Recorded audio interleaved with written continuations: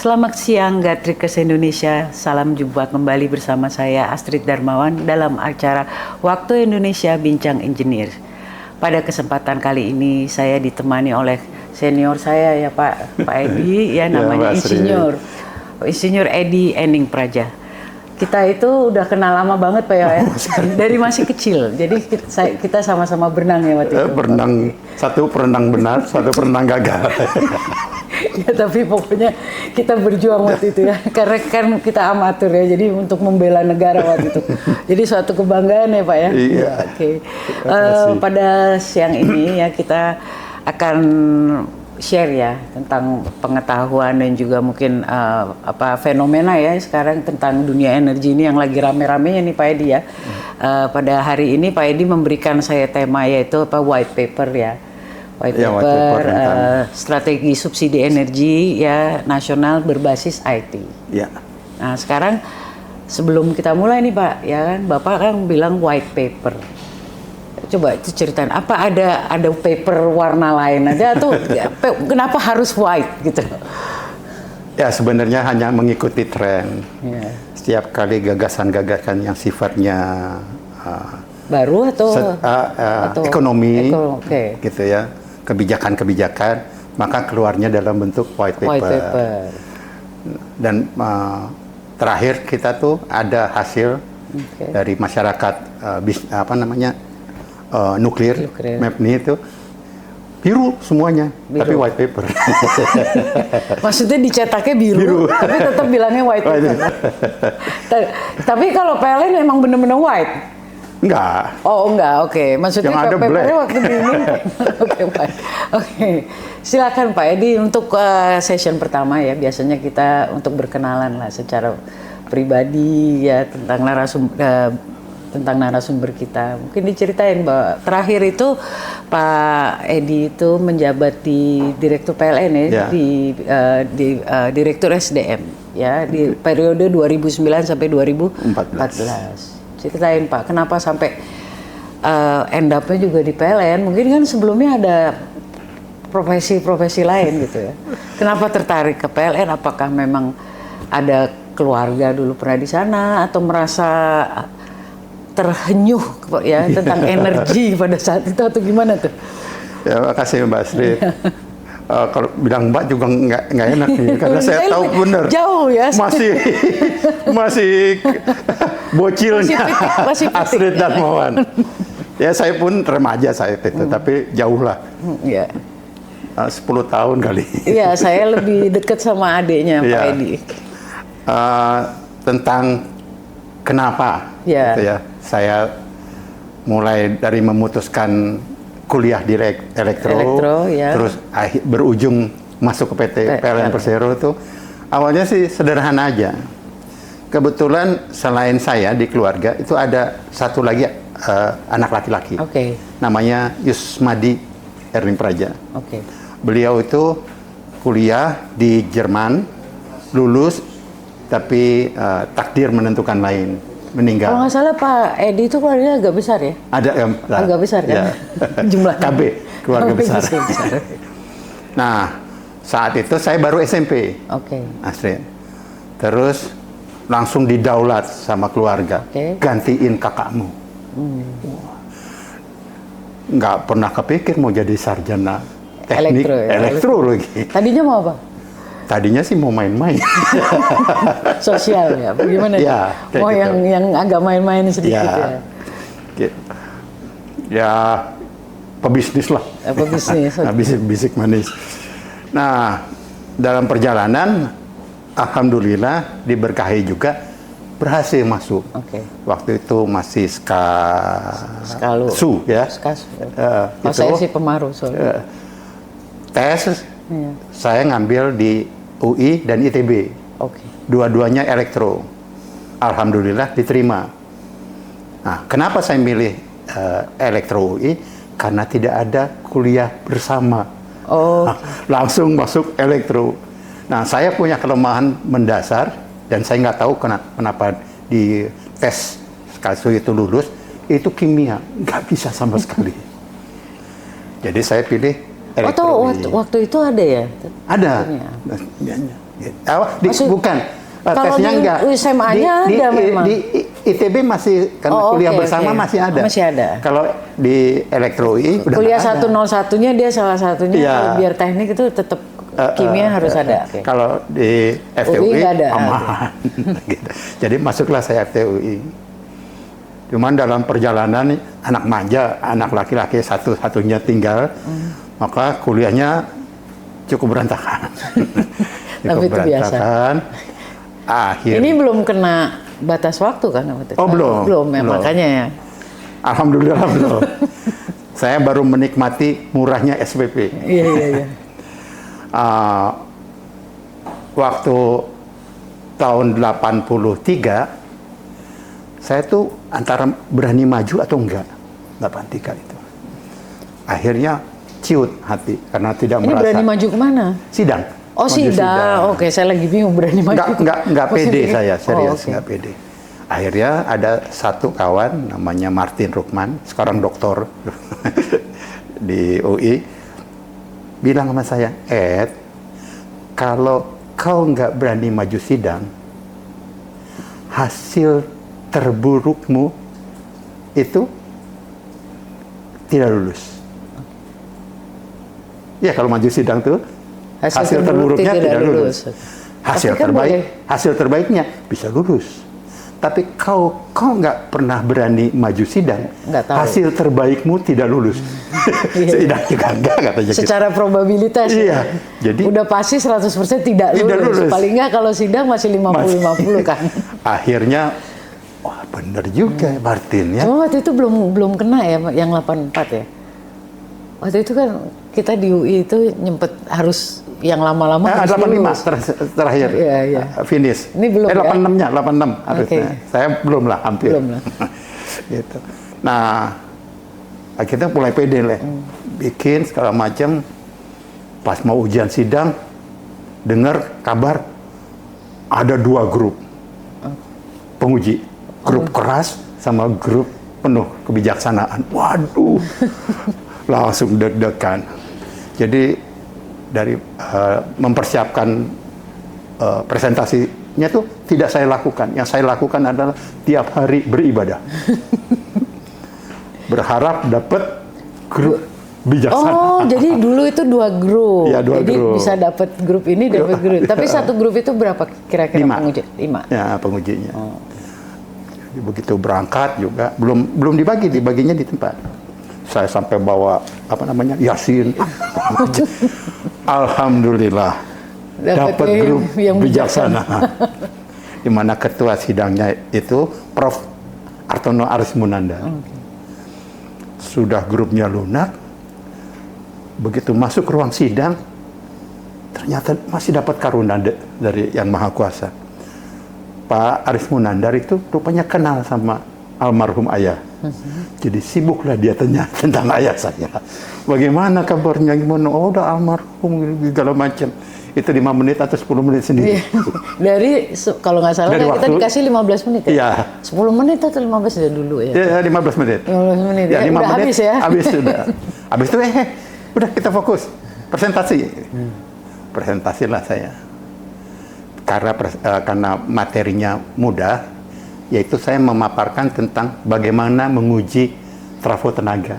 Dan saya datang sendiri ke Unindo. Sehingga gampanglah cerita gitu. Begitu selesai presentasi, almarhum langsung bilang kepada teman-temannya, jelas sekali ya presentasinya, kita nggak perlu tanya kayaknya ya. Karena itu ketua sidang udah bilang nggak perlu tanya, hanya 1 orang lah yang bertanya. Itu pun rupanya koleha sepertinya. Oh iya. Pak itu Sijabat juga mendukung biasanya. Mendukung. Nggak bertanya biasanya. Jadi pertanyaannya itu ada 8 menit bertanya, 7 menit itu menjelaskan apa yang dia tanyakan. Iya. Nanti ke Bapak tinggal bilang setuju. Jadi ya, sebodoh-bodohnya saya mengerti. Oh, jawabannya ini. Jadi begitu saya ditanya, ya saya jelaskan, tambah lebih detail sedikit. Tuh, bagus kan? Nggak perlu lagi kita nanya lagi, luluslah saya. Terus saya bilang sama Martin, kalau tahu semudah ini jadi dari dulu sarjana ya? Dari tahun 83 aja aku udah lulus. Gak usah nunggu 84 akhir, saya bilang. Ya itulah yang terjadi. Iya emang waktu saya juga kuliah juga itu tuh pasti berhenti pas mau sidang gitu. Kayak kok males banget di sidang. Kalau saya tapi males itu karena deg-degan juga, iya. Tapi kayaknya padahal kan udah dilatih di dalam seminar kan, kalau kita dulu ada seminar dulu ya. Padahal kan nggak terlalu beda ya. Nah terkait memutuskan masuk PLN, saya benar-benar gres setelah lulus langsung masuk PLN. Nggak, waktu itu emang ada tawaran dari kan juga dulu ada dari jadi tapi saya nggak ambil rekrutmen. Iya, saya nggak ambil ikatan dinas PLN. Oh, okay. Jadi pas lulus saya merasa saya ini belum sarjana elektro. Di mana ya supaya saya bisa belajar serius? PLN mah pilihannya. Okay. Gitu. Kebetulan, nah selalu ada kebetulan. Di rootnya almarhum juga itu kenal sama orang tua Pak Sarjono, sehingga saya tesnya tuh khusus, bukan tes berbarengan dengan pegawai baru, ya? Tetapi pegawai yang mau dapat penyesuaian. Kayak professional hire sih. Iya, kayak professional hire. Ya dites lah saya di situ. Ya lulus lah. Nah begitu lulus dapat tawaran mau di proyek Proring Jabar Jaya Cawang, atau mau di sarang macannya PLN, yaitu PLN KJB, Pembangkitan dan Penyaluran Jawa Bagian Barat. Saya tanya sama teman-teman, di mana ilmu PLN sebenarnya? KJB. Masuklah saya ke Cakdam Macan. Di situlah baru belajar. Di situlah baru belajar. Dan awalnya saya kena batunya dulu. Jadi begitu ini disuruh bikin spek, bikin desain, saya nanya sama atasan saya kan, kepala seksi Kadru Induk tuh, Pak, bagaimana ini gini-gini? Dia cuma lihat muka saya, udah baca buku apa Ed? Gitu. Bingung kan? Saya tanya baca buku. Maksud Bapak? Ya terkait ini, baca. Oh belum, makanya saya nanya. Baca dulu, baru nanya saya kan. Wah, harga diri saya terusik. Ujungnya, setiap hari selama 3 bulan, pagi, saya itu ke perpustakaan KJB, semua paper-paper konsultan, Max McLellan dan sebagainya, saya baca. Belajarlah saya di situ. Jadi sarjana elektro itu benar-benar hanya 3 bulan di perpustakaan. Akhirnya saya bisa berkompetisi dengan baik. Gimana tuh Pak? Kan dulu kalau kayak seperti kuliah kan, kalau di Gatrik itu kan biasanya laki semua gitu. Sama pas waktu awal-awal itu juga di PLN. Waktu di PLN KJB di angkatan saya itu ada 15 sarjana baru. Alhamdulillah laki semua. Gitu. Ada dari Trisakti 2 orang, ITB 10 orang, UI 2 orang, sama dari mana satu lagi saya lupa. Jadi 15 tuh semua ITB. Pinter-pinter memang. Wah, saya baru merasain tuh betapa kerdil lulusan. Tapi kan bukan lulusannya, emang bapaknya waktu itu main-main. Jadi tapi I can catch up. Iya. Gitu. Pertama karena mau belajar. Iya. Terus, nah ini sekarang kita untuk pengantar ke tema ya, ke white paper. Nah kan pasti Bapak punya atau apa ya, suatu pengalaman di mana akhirnya Bapak bilang, oh ini harus ada reformasi atau revolusi mungkin ya di dalam PLN. Nah itu waktu itu ada kejadian apa gitu Pak? Banyak sebenarnya. Awal pertama saya orang perencanaan, terus menjadi orang operasi. Tetapi karena dulu yang namanya naik grade, naik peringkat gaji namanya, itu tergantung kelas organisasi dan tergantung usulan atasan. Nah, saya sebagai anak manja berantem saja sama atasan. Pokoknya nggak setuju. Iya, pokoknya nggak setuju, frontal. Akibatnya tidak pernah diusulkan. Akhirnya saya merasa di perjalanan, Jadi orang teknik kerja itu 10 sampai 11 jam, tapi nggak naik-naik. Akhirnya saya memilih sekolah, gitu. Tapi sekolahnya masih non-degree. Itu Protection System Engineer di University Texas Arlington, samping Dallas. Nah, saya ikut course di sana, lulus, entah kenapa tempat penuh begitu kembali. Nah, jadilah saya orang sistem informasi. Jadi nggak nyambung sama sekali sama basis pendidikan. Udah gitu berontaklah ya. Saya power system engineer, kenapa jadi sistem SDM? Sistem informasi. Akhirnya saya course lagi di MIT. Gitu. Least Cost Planning on Generation. Gitu. Begitu kembali tahun 2000 habis kursus, jadi manajer keuangan karena gara-gara least cost-nya. Dia nggak lihat generation-nya itu. Makin frustasi dong saya. Makanya saya terbetik lah di situ. Aku harus belajar lah. Jadi orang SDM. Ya, saya ikutin beberapa kursus tentang ilmu human capital. Gitu. Akhirnya saya beranikan diri moving dari keuangan yang tidak jelas dan teknik yang susah naik peringkat, saya jadi orang SDM. Nah, waktu Bapak mau ngambil kursus itu SDM ya, yang akhirnya Bapak sampai pada puncaknya sebagai direktur di PLN, direktur SDM. Nah, itu waktu itu kenapa melihat sisi human-nya yang perlu diperhatikan? Ya, pertama pengalaman pribadi. Ini ada yang tidak benar, mengkursuskan, mensekolahkan talenta perusahaan, tapi kembali bukan pada bidang di mana dia keahlian, gitu. Itu pertama. Kedua, dengan ada di SDM mungkin tidak mengalami hal-hal yang aneh-aneh. Mungkin dilakukan perubahan ya, supaya orang yang berada di posisi itu adalah orang yang memang kompetensinya di situ ya. Jadi nggak karena mana yang kosong. Jadi kalau dulu kalau saya dengar kan kelihatannya ditaruh ya kalau ada yang kosong aja, jadi nggak mau tahu backgroundnya apa ya. Nah, makanya begitu saya masuk lagi di PLN Pusat 2007, dapat kesempatan. Ada program namanya Metamorfosis waktu itu PLN, di bawah Pak Fahmi Mutar sama Pak Rudiantara. Nah, Pak Rudiantara memang udah sering ngobrol sama saya karena dia orang baru, terus merasa perlu orang yang straightforward, dan beliau melihat saya termasuk yang straightforward, maka sering ke ruangan saya. Maka saya dijadikanlah salah satu ketua bidang program Metamorfosis PLN. Itu bidang apa? Maksudnya apa? Nah, kebetulan saya seluruh. Jadi PLN akan bermetamorfosa dari pengelolaan pembangkit sampai dengan retail. Termasuk struktur organisasi. Nah, saya bilang Pak. Jadi metamorfosis secara keseluruhan perusahaan ya. Proses bisnis. Jadi bukan hanya SDM maksudnya. Bukan ya.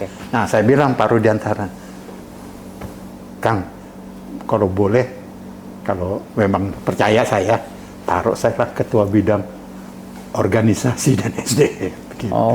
Jadi Bapak memang dari dulu udah tertarik pada untuk membenahi. Untuk membenahi. Alhamdulillahnya dapat jalannya. Dipercaya dan saya langsung bikin sistem. Nah, di penghujung sistem berjalan, karena konsultan masuk waktu itu Pricewaterhouse kalau nggak salah. Semua proses bisnis kan harus digodok di konsultan. Nah, khusus tentang SDM, saya sudah melakukan hampir setahun. Jadi ditanya sama direktur baru, bagaimana? Kau mau nggak apa yang kau udah bangun hampir setahun nih dikembalikan ke konsultan? Gimana hasil konsultan? Saya minta izin sama beliau, Pak Supriyadi, supaya fair. Bapak juga menghargai berdarah-darahnya saya set up nih. Diakses saja lah. Jadi semua sistem yang ada di PLN diakses. Kalau dapat skala Likert di atas 3, maka jangan diacak-acak. Oke. Konsultan cukup kasih beberapa masukan saja. Nah, dilalahnya dari banyak proses bisnis PLN, hanya sistem SDM yang dapat 3,2. Maka sistem SDM tidak dicawe-cawe sama konsultan. Ya, waktu itu apa yang Bapak lakukan itu? Ya, menata kembali bahwa ya dalam MSDMDK namanya, Manajemen Sumber Daya Manusia Berbasis Kompetensi. Jadi semua struktur organisasi berdasarkan proses bisnisnya, ya, sekarang saya rapikan, dirapin, ya. Saya buat job profile-nya, saya buat syarat kompetensi dan pengalamannya. Nah, barulah berbasis itu orang di training, diuji dan lain sebagainya, dan masuk sistem. Kalau memang ternyata paling baik, dia di fit and proper. Biar bagaimanapun saya harus menghargai bos-bos loh, bos-bos juga, privilege bos. Tapi orang yang akan dipanggil fit and proper, orang-orang yang sudah diseleksi dalam sistem, gitu. Nah, alhamdulillah saya, karena meskipun saya yang bikin, gitu ya, saya dapat pandangan positif oleh Pak Dahlan Iskan sebagai orang yang akan masuk PLN. Rupanya beliau tanya-tanya kepada beberapa yang beliau kenal, muncullah nama saya, sehingga saya di fit and proper sama beliau. Dan alhamdulillah jadi salah satu. Kebetulan saat itu Pak Dahlan Iskan memang dapat privilege bahwa semua tim direksi pilihan beliau sendiri. Ya, saya ketemu Bapak juga pada saat itu ya. Ya, gitu. Nah, eksis banget ya jadinya. Nah, kan hubungan sekarang kan Bapak bikin white paper itu ya, yang apa tadi, strategi subsidi ya. Nah, sekarang itu kan tadi SDM, ya kan. Nah, sekarang Bapak kenapa tiba-tiba tertarik untuk membuat, ya sebenarnya reformasi juga ya kan. Jadi bisnis energi. Awal yang saya buat itu bukan tentang subsidi, tetapi tentang bagaimana membuat satu sistem berbasis IT untuk seleksi meritokrasi di Indonesia. Saya namakan sistem strategic meritokrasi itu adalah Adigara. Kalau dalam bahasa Sanskritnya pemuncak. Kalau di kutak-gatik ininya Advanced Digital Human Capital Governance and Regional Accountability. Jadi sebenarnya tetap human ya. Tadi awalnya itu. Karena saya pikir, dan perjalanan juga saya merasakan, selalu dikatakan manusia itu penting. Tapi pada prakteknya, kalau saya ngundang tentang SDM, susah berharap teman yang lain hadir. Jadi saya terpikir, harus kita mulai dari suatu platform digital. Soalnya kan, walaupun kita itu bekerja, ada sistem, walaupun ada alat, ya kan. Tapi kayaknya mengerjakan kan tetap manusia kan. Tapi gitu, karena mungkin tanpa di touch secara benar juga jalan PT PLN Persero, gitu. Daripada susut energi problem, daripada listrik padam, itu yang dilihat. Padahal basisnya kalau kita narik orang yang benar, maka akan baik. Ya pasti kita butuh, memang butuh alat ya untuk bekerja, tapi kan itu sarana, karena si yang pengoperate itu kan tetap manusia gitu kan. Seberapa tingginya pun sistem otomatisasi, tetap ujungnya manusia, judgementnya manusia. Nah, setelah Adigara selesai, banyak tuh mencuat mulai 2005 tentang kegalauan DPR, ahli-ahli tentang subsidi di Indonesia ini salah sasaran. Wah, why not? Menarik nih, gitu. Kebetulan saya perhatikan juga bahwa... Itu tahun berapa tuh kira-kira? Saya mulai menulis tentang subsidi berbasis digital itu Juli 2025. Setelah fenomena yang rame-rame lah ya, subsidi pemerintah ini tidak tepat sasaran ya. Dan begitu saya lihat potretnya, memang luar biasa. Jadi data dari lembaga institusi negara sendiri menyatakan bahwa inclusion error, yaitu error dari orang yang sebenarnya mampu tapi dikasih inclusion. Dan exclusion error, orang mampu yang sesungguhnya harus dapat tapi tidak dapat. Itu hampir separohnya datanya. Itu untuk listrik. Gitu. Karena waktu itu Bapak melakukan itu emang diminta atau Bapak? Enggak. Akhirnya Kono viral kan. Terasa ini ya, tergerak ya karena sebenarnya lebih kampungan lagi. No viral, no justice. Mumpung viral, kita manfaatin. Menumpang lah gitu. Nah ini terus terang aja. Kebetulan memang punya pengetahuan. Saya S2-nya kan teknik industri. Adalah macam-macam gitu. Nah, masuk ke sana, saya lihat, udah benar yang dilakukan selama gunjang-ganjing tentang subsidi ini. Semua sudah mulai merasa bahwa subsidi itu tidak boleh lagi di produk komoditasnya, tetapi pada orang yang berhak menerima. Pada penyaluran itu bantuannya ya, bukan masalah komoditas. Ya. Nah, tapi saya melihat berdasarkan informasi dua putra-putri saya yang paling kecil, dua-duanya saya masukin IT, ya. Ternyata bisa dikelola lewat IT. Gitu. Maka saya buatlah gagasan bahwa untuk calon penerima datanya udah ada, gitu. Baik di data Kemensos, data di pajak, PTKP, gitu ya. Di kelurahan. Kelurahan ada semua. Dan basis semua itu adalah nomor induk kependudukan. Padahal udah digital kan? Ya udah digital. Kan? Nomor penduduknya kan udah digital. Unik pasti. Nah, kepikiran. Apalagi sekarang udah seumur hidup. Jadi seumur hidup, ya nggak mungkin ada ini lagi. Kita pakai aja data itu. Digabungkan, dikolaborasikan dengan data desil penghasilan masyarakat. Dan dari Bappenas itu, World Bank, jadi waktu itu saya ada dua pilihan. World Bank itu membagi ke dalam 5 kelompok masyarakat. Tetapi terlalu global. Nah, BPS lebih moderat, dibikin 10. Saya pikir inilah lebih tajam.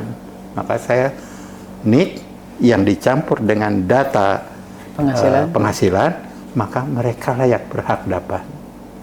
Tapi karena sudah iktp, maka data penghasilan pun ditarik sebagai data yang menyempurnakan data nomor induk kependudukan. Nah, kenapa saya makin kuat? Karena kita tahu sendiri, setiap tahun pasti ada gunjang-ganjing tentang rumah saya depan sekolah, tapi anak saya nggak dapat regional. Oh ya, itu biasa. Nah itu. Kalau basisnya kita bicaranya digitalisasi kan sebenarnya kan lebih mudah ya. Ya lebih mudah karena tapi kenapa? Nah itu tadi kembali saya bilang tadi Pak, ini ada alat, tapi kan yang mau operate itu manusianya. Nah, jadi kan harus amanah juga ya manusianya kan, karena bisa dikotak-katik juga kan. Pertama amanah, ya bermoral, berintegritas. Kedua literate. Fasih dia. Ya, salah satunya literasi digital. Gitu. Maka berbasis pengalaman gitu, maka saya bilang kalau kita punya satu data nasional, single source of truth nama ininya, gitu ya. Maka sekolah-sekolah itu nanti kalau tiap awal ajaran bukan orang tua siswa daftar ke sekolah tersebut, tapi sekolah tersebut berdasarkan data digital ngirim undangan kepada orang-orang yang ada di regionalnya. Nanti kalau ternyata kuota dia tidak tercukupi, baru di-enhance offline. Tapi pertamanya online. Jadi bisa berlaku di semua hal, bukan hanya untuk subsidi. Nah, itulah yang saya lakukan. Nah, di perjalanan saya berpikir subsidi di Indonesia konotasinya itu adalah katup membantu masyarakat yang ekonominya ya quote unquote. Kenapa Indonesia ini selalu filosofinya model MBG, gitu. Kasih ikan bukan kasih pancing. Nah, terfikir tentang memberi ikan dan memberi pancing. Pancing. Tapi kalau sangat rentan, miskin abid, kasih pancing nggak bisa beli umpan juga. Nggak bisa mikir tuh Pak kalau perut kosong. Makanya saya bagi desil 1 sampai 4 yang relatif penghasilan per kapitanya tuh 4 tuh baru 1.100.000. Dikasih ikan lah. Tapi begitu desil 5, desil 6, menengah, bawah, sudah mulailah dikasih pancing. Gitu. Kan tadi kalau kita bilang subsidi itu kan berdasar dari penghasilan. Iya. Nah, apakah relevan sama subsidi PLN yang maksudnya yang terjadi gitu? Apakah itu emang makanya subsidi ada 2 ini kan? Ada subsidi produknya, ada subsidi itu tadi si penerimanya. Nah, yang terjadi ini sebenarnya kekacauannya yang lebih kacau yang mana? Maksudnya si masalah penerima atau masalah si produknya? Dua-duanya. Jadi harusnya kan tidak boleh ke komoditas. Nggak boleh berasumsi bahwa masyarakat yang mobil cc-nya kecil pasti nggak mampu. Itu salah judgement lah. Gitu. Yang harus dilihat adalah setiap bulan dia hanya mampu mengkonsumsi berapa. Kalau di bawah standar kemiskinan, bantulah sebesar. Nah, ini kan yang dilihat jadi subsidi dari basisnya Bapak ngelihat profilnya ya. Kita bilang dari subsidi bahan itu bensin maksudnya. Bukan sekali bensin aja. Itu berlaku untuk semua. Jadi mau itu bahan baku pokok, beras, minyak, apa segala macam, bisa dimodelkan gitu. Jadi kalau semamanya desil 1, nggak mungkin kan dia bisa beli beras 60 liter. Nggak cukup uangnya. Jadi ya basis ini dia 30 liter lah. Jadi dalam sistem yang berbasis IT ini, selain penerimaan, ya selain penghasilan, ada juga kuota. Jadi kalau listrik dia hanya 900 VA yang bisa dia cantolkan, tapi dia bisa beli 500.000 per bulan, pasti dia bukan orang miskin. Jadi di profile ya, di profile. Jadi selain di profile pembelanjaannya juga di profile. Kebetulan sekarang kan transaksinya tuh sudah lebih banyak digital kan. Ada QRIS, ada e-wallet. Jadi sebenarnya lebih gampang kan yang mendetek pengeluaran mereka anomali itu. Sehingga kita lakukan 2 hal. 1, penghasilan. Kedua sebagai koreksi adalah pembelanjaan konsumsi. Konsumsi. Di dalam white papernya Bapak kan ada 5 pilar. 5 pilar. Coba, mungkin bisa disampaikan 5 pilar itu sebenarnya untuk tujuannya untuk apa ya? Untuk membangun suatu mulai dari bagaimana merancang IT-nya, sampai bagaimana fase kapan ngasih ikan, kapan ngasih pancing, gitu. Dan kapan nggak boleh dikasih apa-apa, harus ditarik pajak. Ya 5 pilar itu apa? Ya 5 pilar. Pilar pertama kita harus pakai 1 data identitas yang paling digunakan di Indonesia, yaitu nomor induk kependudukan. Itu udah beres ya? Udah beres, karena memang sifatnya pun 1 kali seumur hidup. Sehingga pasti unik. Problemnya sekarang, meskipun sudah iktp, tapi data itu hanya di Dukcapil. Tidak dipakai di lembaga dan kementerian lain. Maksudnya nggak dipakai itu karena nggak bisa keakses? Dibilang tidak bisa diakses, di antara lembaga-lembaga itu sudah membuat yang namanya application program interface. Jadi sudah ada aplikasi yang membuat masing-masing data itu bisa ditarik untuk bisa bicara. Gitu. Sebenarnya ada, tetapi dibuka atau enggak itu? Dilakukan, tapi masih gitu. Pajak dengan keuangan, masih dalam satu rumpun-rumpun. Tapi begitu, misalnya satu rumah. Dan sorry to say, meskipun satu rumah, di Indonesia ini hampir setiap divisi atau direktorat punya sendiri. Jadi sebenarnya kalau kita bilang digitalisasi secara integrasi enggak juga. Nggak bisa. Jadi baru undang-undang. Udah ada undang-undangnya nomor 19. Baru himbauan, misalnya kayak gitu, kayak baru himbauan gitu. Tapi nggak dilakukan. Nah, kalau secara sistemnya dia udah bangun. Dia bisa terintegrasi, tetapi ya itu tadi saya bilang pintunya belum dibuka-buka. Iya, jadi saya kurang begitu paham kalau saya bicara sok tahu nanti kesannya suuzon atau apa. Enggak, soalnya saya juga kan kita kan kalau sekarang kan kalau mengurus apa-apa kan katanya lewat online. Tetapi kalau kita dari rumah melakukan itu susah banget. Akhirnya harus datang ke kantornya gitu loh. Nah, ini yang mesti kita siasati. Salah satu yang membuat itu terjadi adalah bandwidth di Indonesia tuh memang belum seperti Korea atau Jepang apa segala macam lah. Kita tuh masih di kategori mediocre. Apalagi daerah kita kan sangat terpencil, masih banyak daerah-daerah yang belum mempunyai akses internet yang memadai. Kabelnya ya, kabel fibernya. Makanya dalam sistem itu nanti ada di pilar 5. Jadi selain berbasis digital, bisa juga offline. Jadi offline itu datanya sih tetap, tapi bukan pengguna yang mengakses. Datanya tuh ada di merchant-merchantnya, SPBU-nya, apanya segala macam. Sehingga orang yang tidak punya gawai atau tidak punya internet datang kasih unjuk data KTP, di foto biometrik, di search seperti sekarang. Pertamina kan modelnya gitu. Dalam kurang dari 2 detik, oh iya, dia boleh.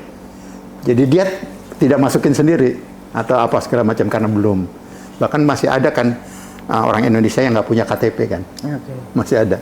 Tapi disiasati, ada offline-nya. Nah, kewajiban untuk data yang ada di merchant menjadi data digital nasional. Merchant-nya dalam 10 hari harus lapor. Nah, kalau dia tidak upload, maka dia kehilangan kewenangan untuk menjadi merchant. Jadi mau nggak mau dia ada motivasi untuk upload. Karena begitu tidak diupload, agak repot ya. Karena nanti dia bilang, saya nambah kerja. Kan dapat 1.500. Ada biaya Oke. Itu kan nggak dibilang sama Bapak. Makanya saya bilang, kadang-kadang kalau nambah kerjaan dia dikasih. Tapi udah nambah kerjaan, ya kan nggak dapat penghasilan, udah itu dapat resiko itu tadi kan. Jadi dapat 2 dia. Satu, tetap jadi merchant, bahkan mungkin kalau bagus pengelolaannya dari hanya kuota 1.000 liter jadi 3.000 liter. Jatah dia. Nah, hal kedua adalah dia dapat tadi angka angka tuh bisa dihitung, bisa 5.000, bisa 2.500. Kan di bank juga rata-rata ada yang 1.000, ada 1.500 kayak gitu ya. Nah, sehingga si merchant juga merasa penghasilan. Kalau saya tidak mengupdate, maka saya kehilangan 1.500. Itu dari sisi tadi yang kita detect dari pengeluaran. Iya. Kan? Tapi kan kalau sisi dari kita detect dari nomor itu kan, dia bisa datang sebenarnya ke kelurahan ya. Sedapat mungkin saya menghindari. Makanya saya katakan. Tadi kan offline-nya kan bisa, kalau nggak ke merchant? Bukan, hanya ke merchant. Hanya ke merchant. Kenapa saya nggak mau bentuk birokrasi? Karena pengalaman di Indonesia, setiap bentuk badan, maka disitulah sumber pemborosan keuangan. Saya nggak bilang terjadi macam-macam ya, tapi kantor baru, karyawan baru. Jadi kalau bisa istilahnya walaupun offline, tapi maksudnya kalau nggak ada data yang bisa diambil dari sistem, tapi bisa lewat sistem lain ya. Gitu. Jadi si orang yang nggak punya. Tapi tetap maksudnya tetap maunya digital lah. Digital. Walaupun basisnya tetap digital. Hanya problemnya kalau begitu tidak mampunya dia nitir digitalnya di merchant. Tapi kalau dia mampu, dia ini sendiri berinteraksi sendiri. Dan otomatis kita tahu sendiri gitu ya. Dulu yang namanya transportasi umum di Jakarta terutama itu kan turun di mana saja. Begitu dibangun di era Jokowi CS ya, yang Transjakarta tuh. Oh, oke. Enggak loh, sebelumnya juga. Sebelumnya ya. Fauzi Bowo ya. Fauzi Bowo. Maka sudah mulai terbiasa orang turun di halte. Karena ada kondisi memaksa. Nah, ini juga sama. Ada kondisi memaksa yang membuat mereka mau nggak mau lewat digital. Begitu terbiasa, ya seperti QRIS. Dulu kan nggak laku QRIS. Sekarang tukang sayur pun ada barcode QRIS. Nah, kan pasti Bapak udah punya datanya ya. Misalnya sebenarnya ada berapa sih orang yang sebenarnya harusnya memang benar-benar disubsidi ya. Iya. Nah, tapi dengan sistem yang ada yang berlaku sekarang itu ketidaktercapaiannya itu berapa persen ya? Kalau inclusion dan exclusion error ditambahkan, seperti saya katakan, data dari Kemenku sendiri menyatakan 80% penduduk Indonesia. Jadi kalau penduduk Indonesia 280 juta, 80% itu error. Oh, 80% error. Jadi, iya. Nah, jadi sekarang gini kan, maksud saya subsidinya sendiri udah ditetapkan bahwa akan disubsidi segini, kan ada anggarannya ya. Nah, jadi akhirnya itu tadi kan tidak tepat sasaran nih. Nilai subsidinya pun kan berdasarkan pengalaman masa lalu. Bukan karena komputasi yang jelas, berapa penduduk yang tidak mampu, 45 juta semuanya. Makanya saya bilang, apakah subsidinya itu akhirnya berakhir dengan keborosan atau enggak? Justru karena kita tahu persis, desil 1 sampai 4 itu kurang lebih 60 sampai 70 juta masyarakat Indonesia. Oh iya? Iya. Jadi kepada mereka sajalah, nggak usah sampai 180 juta. Kalau gitu sebenarnya angka subsidinya udah mendekati benar. Cuman masalahnya yang salah itu adalah targetnya yang salah. Angka subsidinya pun bias. Oh, bias. Karena tahun 2024 80 triliun.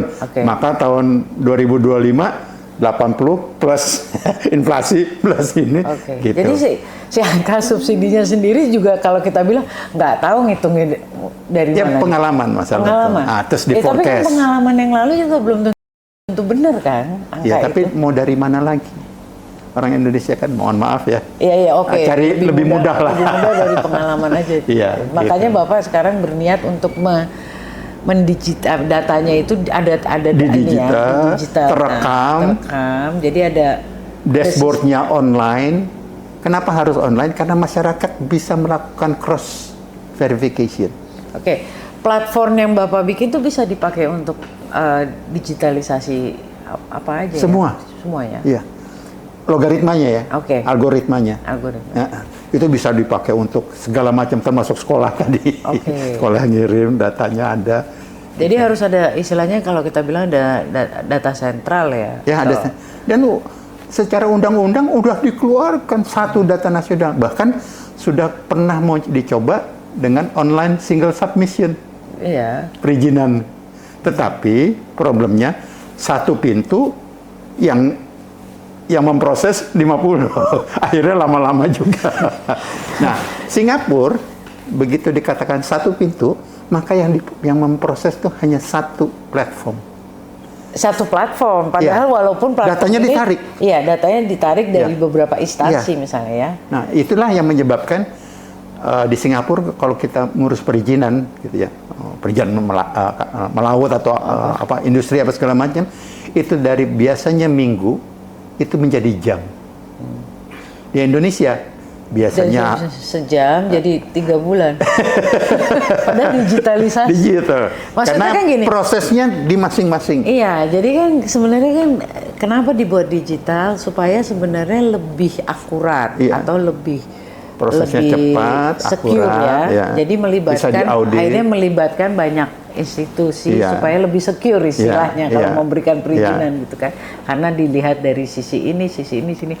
Tapi karena maunya digital supaya cepat, melibatkan lebih banyak. Kalau kita nanya ke AI tapi kan sekarang belum ada AI kalau kita nanya lebih dari 5 detik dia udah bisa jawab. Tapi kalau orang dari ini, wah datanya sih ini cross check apa? Soalnya saya juga waktu itu mengurus di instansi pemerintah yang katanya online, tapi karena melibatkan 12 departemen, bayangin Pak, padahal udah digital kan kita bingung gitu kan. digital masuknya, tetapi prosesnya tetap manual. Di secara tertulisnya dia bilang 1 bulan, tapi orang-orang itu bilang ya, minimal 3 bulan, Bu. Tapi pas 3 bulan kita tanya, kita juga nggak tahu. Keselip di mana? Bingung kita. Nah, tapi kalau saya ngambilnya Singapura aja yang jadi jam ya. Padahal kayak kita bilang kita belanja di Shopee lebih gampang digital ya kan, kita tahu udah di mana. Shopee bisa. Masih ya, apalagi kenapa ini? Iya kan, gitu kan, itu enak banget kan kita tahu dia udah masih di mana, bisa kita lacak gitu loh. Jadi kalau macet tuh ada di mana. Dan Shopee itu tidak silo.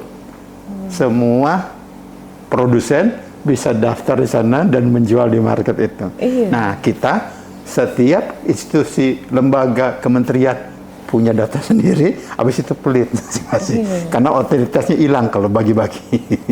Jadi menurut Bapak, kendala apa yang Bapak hadapi sekarang dalam membangun kalau sistem ini? begitu saya lihat dan apa yang sudah terjadi, digital udah jalan di Indonesia. Ya. Salah satu yang paling fenomenal itu QRIS. Ya, sebenarnya bisa. Problemnya adalah keinginan politik. Kedua, kepercayaan publik. Politik udah mau, platformnya udah ada, tapi kalau masyarakatnya tidak percaya, sama juga. Wah, ntar juga hilang dari mana, apa segala macam. Maka trust itu dibangun lewat dashboard online, yang setiap orang bisa ngambil, tetapi anonim. Asrit hanya bisa tarik data Asrit, karena ada undang-undangnya juga. Gitu iya, nanti dana. Tapi kalau sekarang enggak kan, begitu ada yang viral, datanya bisa didoxing. Iya, fenomena sendiri. Karena sistem cybernya rentan. Gitu. Jadi apa tuh kalau kita meng-download aplikasi, pasang password ini kayaknya juga. Iya. Nah, karena gitu setiap malah ya kita bilang password harusnya mengamankan kita, tapi tetap malah data kita malah kita pusing suruh ngafalin. Ya. Karena apa? Setiap platform GoPay sendiri, ShopeePay sendiri. Nanti tidak, mereka hanya ngambil data dari data nasional, single source of truth itu. Jadi PLN nggak nyari KK apa segala macam lagi, dia nyari di platform NIK itu. Oh, Anda segini, udah otomatis dapat diskon sekian. Nah, dari ekspektasi Bapak ya, kira-kira perlu masih berapa lama, dan juga ekspektasi Bapak bisa terjadi sukses rate-nya lah. Kalau lihat perjalanan QRIS itu sampai 2 tahun. Dan itu terbangun karena masyarakat merasa, ya uangnya pas kepotong, nggak ada biaya aneh-aneh lagi, gitu. Nah ini juga sama, karena masyarakat kita udah mulai terbiasa menggunakan sifatnya online, gitu.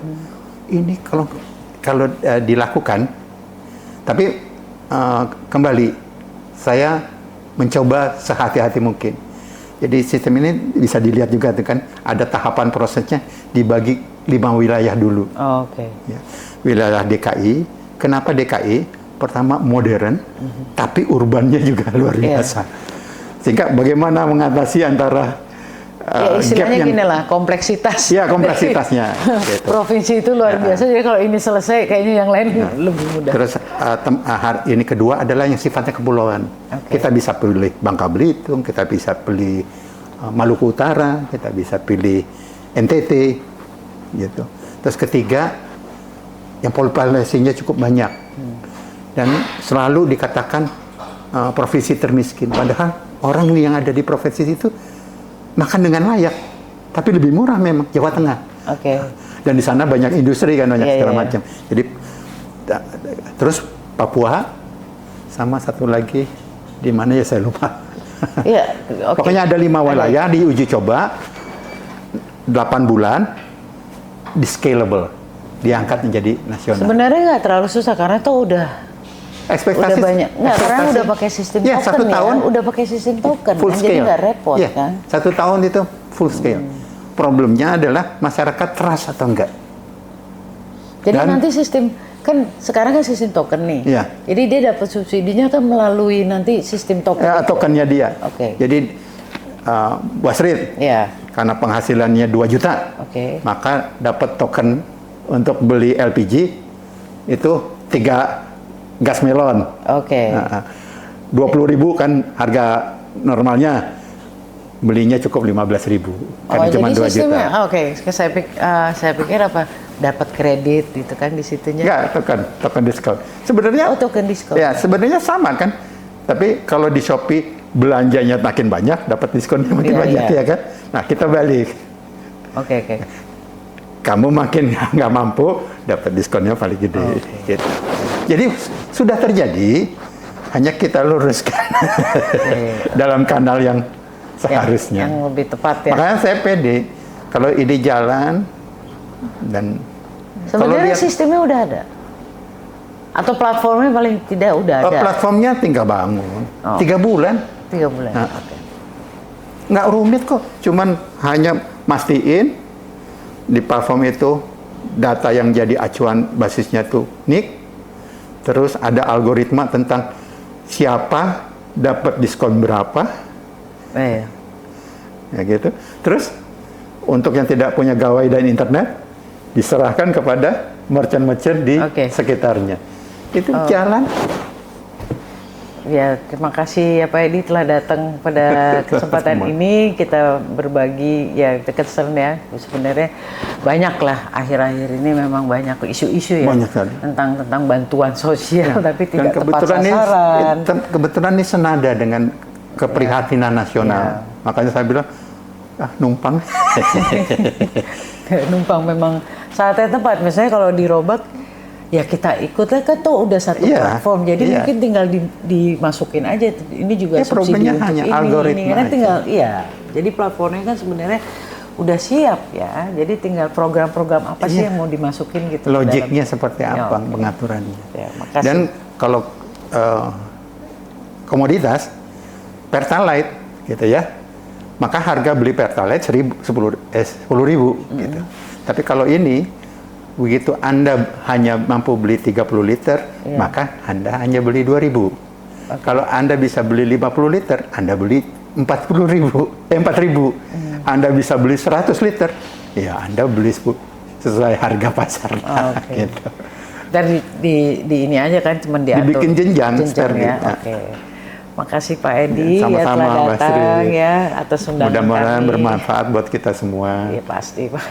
Karena memang ini isu yang nggak selesai-selesai kesannya. Tapi kan pasti harus ya. Harus diselesaikan mau nggak mau kan. Kita tahu persis untuk subsidi listrik itu bukan plus kompensasi ya. Subsidi listrik itu 78,9 T. Untuk 900 VA segala macam. Nah, khusus tentang listrik, ada subsidi yang untuk harga BBM dan untuk swasta. Itu 100 sekian persen sendiri. Nah, begitu yang 78 kita selesaikan, nanti kita selesaikan hulunya juga.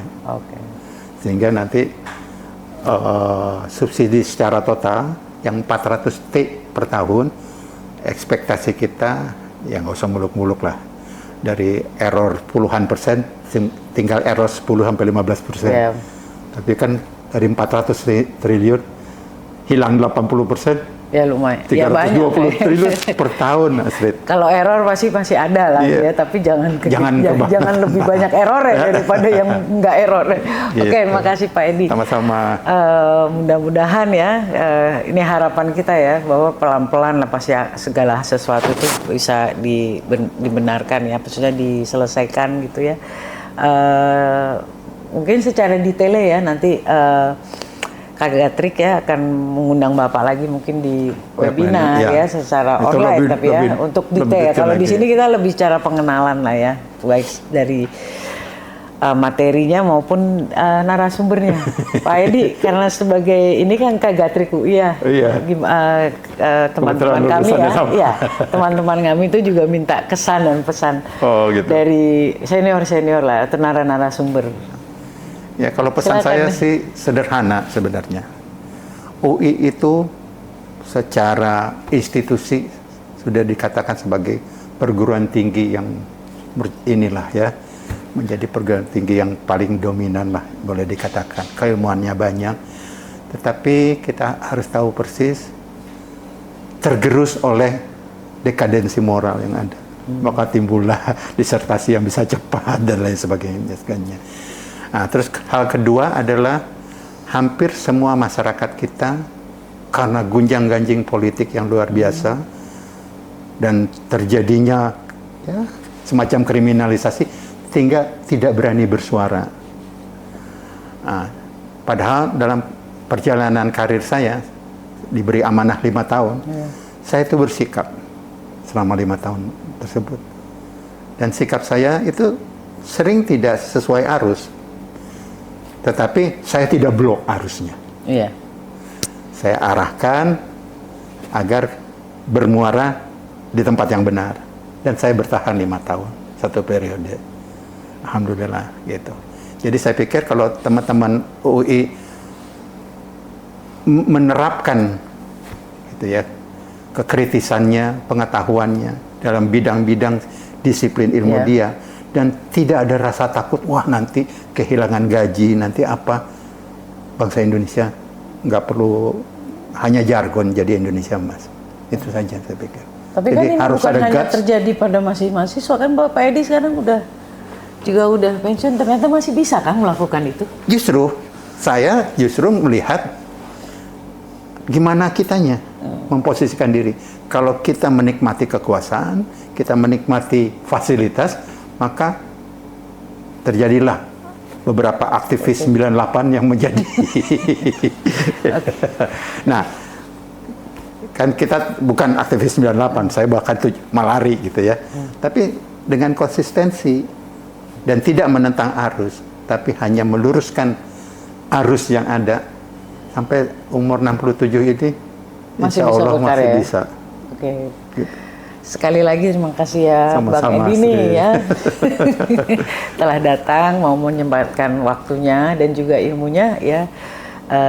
Kak Gatrik ya, nanti Gatrikers ya Indonesia nanti mungkin akan dilanjutkan ya, akan secara detail ya, secara tekniknya nanti akan dilanjutkan dalam webinar yang nanti akan di-share ya di website gitu. Nanti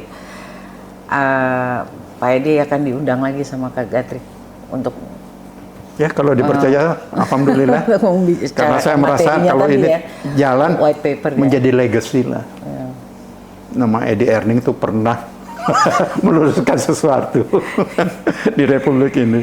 Ya, alhamdulillah, insya Allah ya Pak Edi. Terima kasih banyak Astrid. Oke, sebagai penutup, Gatrikers ingat nanti ya ada bisa dilihat di website ya. Nanti ada acara webinar yang akan membahas materi selanjutnya. Terima kasih Gatrikers.